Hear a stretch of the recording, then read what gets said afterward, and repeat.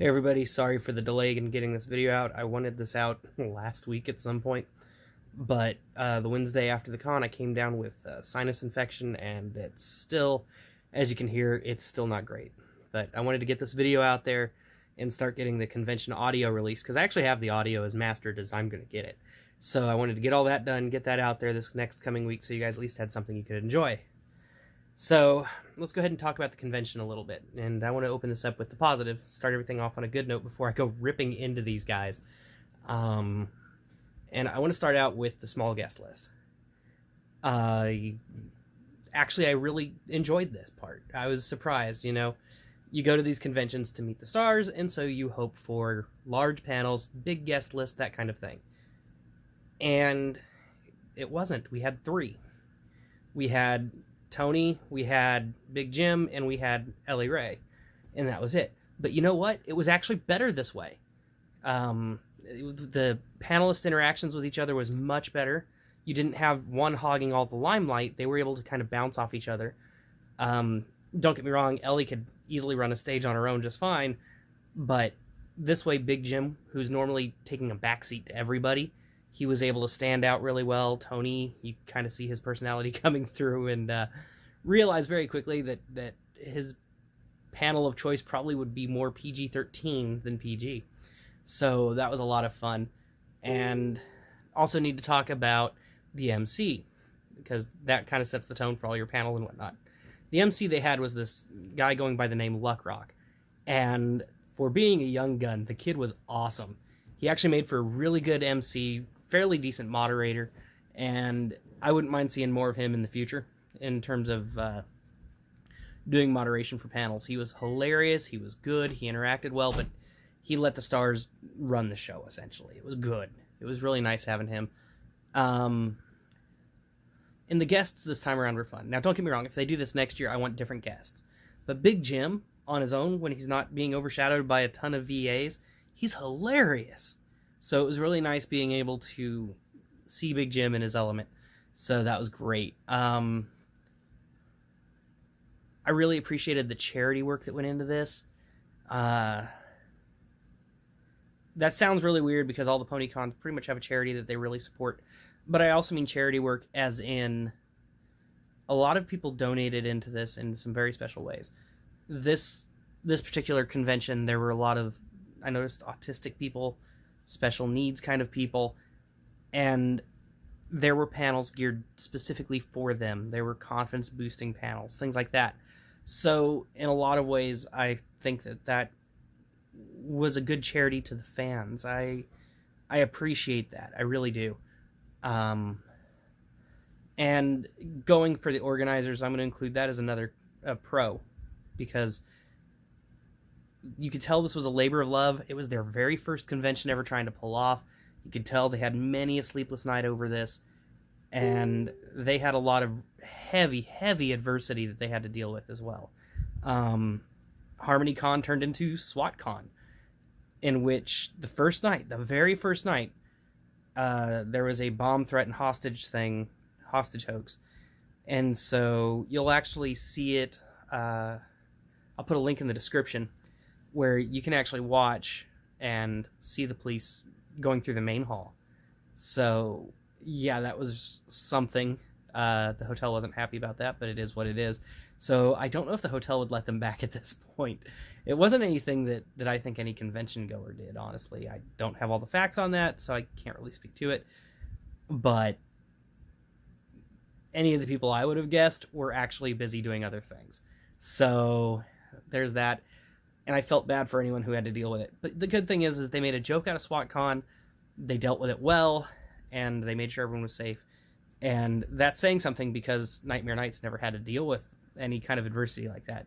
All their conventions were fairly smooth. So having to deal with a hostage situation / bomb threat, they did stellar. They did up the security, but not in a way that was intrusive. So cool. Good job, guys. And also, I want to go into the organizers again on this one. They were able to take losing situations and turn them into victories.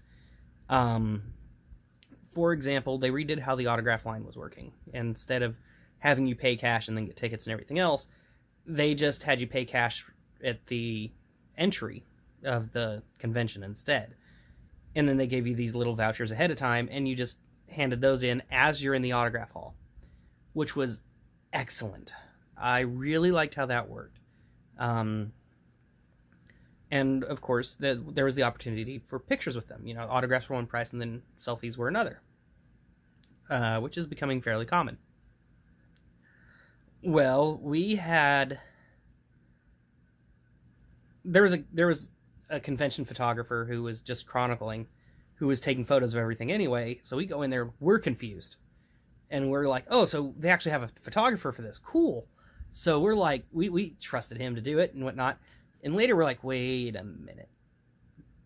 And so we go and we find out he wasn't taking photos for the selfies. This was just, big, huge miscommunication. But even so, Pepper, one of the organizers, that's just what he goes by, went out of his way, even after the convention was over. Most people would just say, hey, you're SOL, and that's it. Hey, you got to get another ticket, whatever. Pepper went out of his way not only to make sure that we had contact with the photographer, but by the time the photographer was done, we had more pictures than we would have if we actually took the selfies ourselves. So honestly, this was cool. And I like how they were able to take something that was really a bad situation, really reflected poorly on them, and still turn it around into a customer service victory. So good job, you guys. Good job. Really happy with how that turned out. And I've got a suggestion there too, and we'll get to that a little later. So let's go ahead and move on to the bad stuff. Okay, so we've covered the good, now to cover the bad.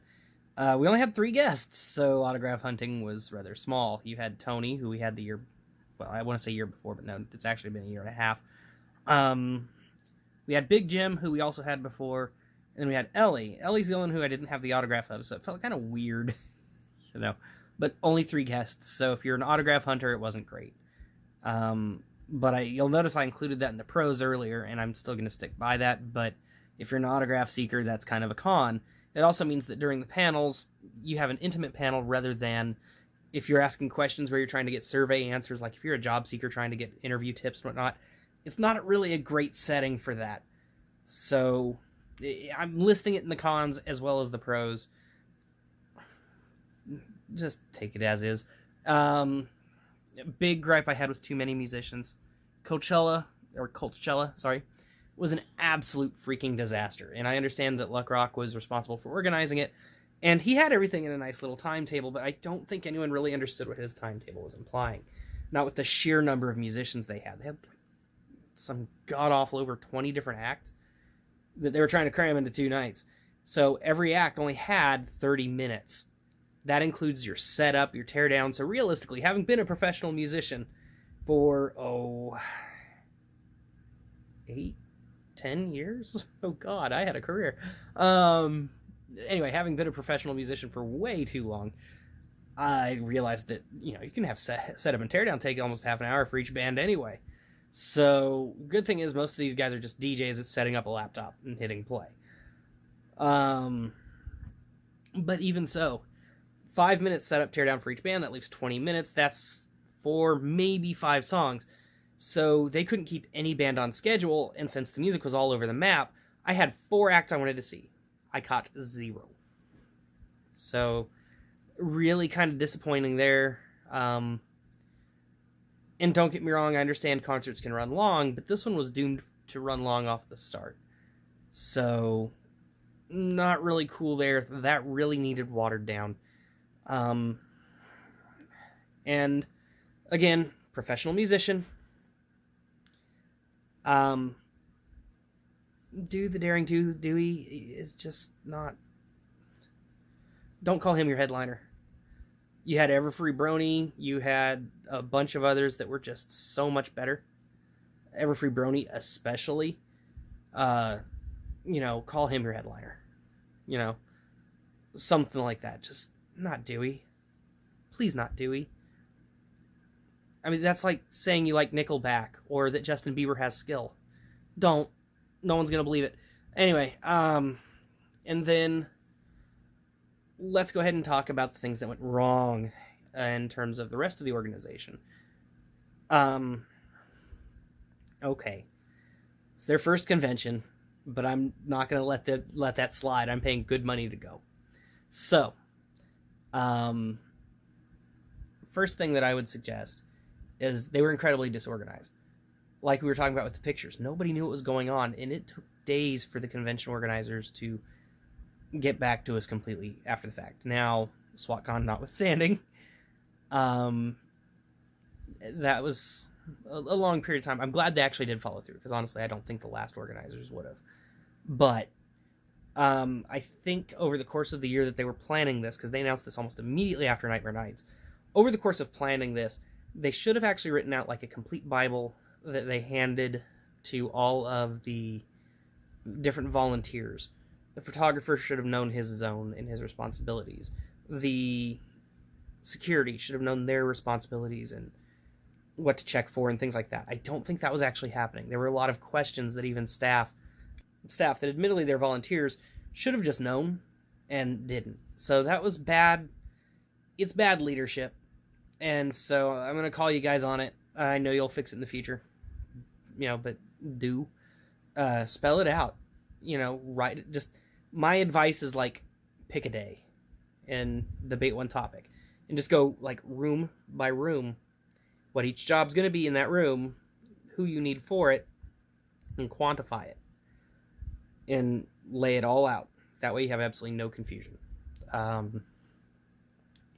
Volunteers didn't even understand all the instructions. And so again, having a written clear Bible, you can just point and go, hey, it's here, chapter, verse. Look at that. If you still got questions, now radio me. You're busy enough that if you do that, you're going to be great. So that pretty much covers that. Another one I'm going to cover, and this one is not in relation to the convention organizers. This convention was very hard on normies. I'm probably about as close to a normie as this is going to come. I mentioned earlier in the video that there were a lot of special needs and autistic kids and things like that. There was even a panel specifically for autistic families, which, great. That's wonderful. And I'm glad that resource is there. But when you have someone like me who's not, this is going to be unfair to say, but it's true. When you're normal, you're used to being, normal. So when you take a normie like me and put him in a room where all of a sudden he's not the normal, because the new normal in the room is the autistic kids. So I was abnormal. It's kind of a con just because people are going to kind of look at that strange and feel weird about it. Now, I don't feel right calling it a con. Not convention, I mean con as in negative. I'm glad that those communities felt very accepted there and that they had a place. And I'm glad that they did have a place. And so, I don't know. Totally mixed on that, but if it were just some teenager or college kid who's rather normal seeing all that around them, they would probably be scared off.